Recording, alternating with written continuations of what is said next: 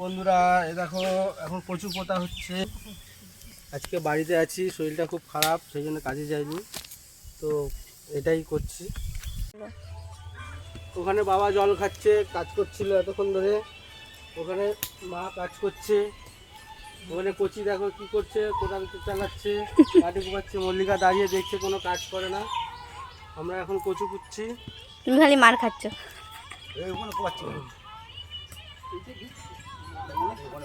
বন্ধুরা তোমরা বলো এটা কি কচু? এই কচুটা দেখে তোমরা সবাই বলো এটা কি কচু, কমেন্ট করে জানাও।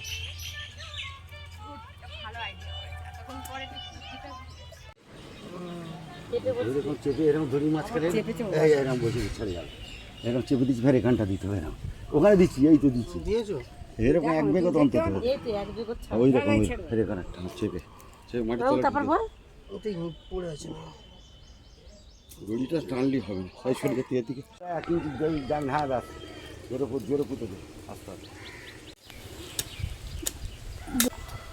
দাঁড়া, এটা কি করছে আর করে নিন না, কচুটা ফুটবো তো, সোজা টান হচ্ছে না কেন দড়িটা? যা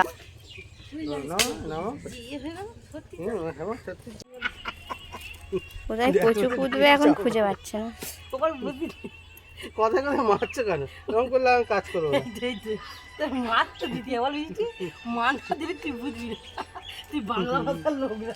দেখো বন্ধুরা, কাজের লোক রেখেছি, এ দেখো কাজ করছে। বৌদিটাকে নিয়ে এসেছি কাজের জন্য।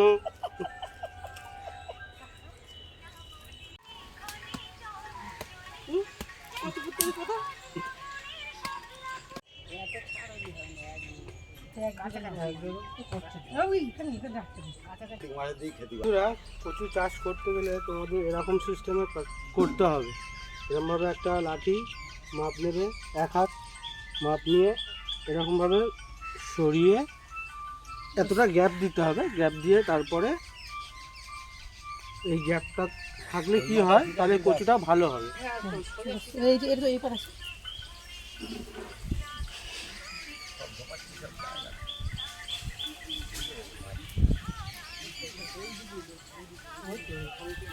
মাসি সব থেকে ভালো কাজ করছে। কোদাল এতক্ষণ এটা ভাঙছিল, এখন ওটা ভাঙছে।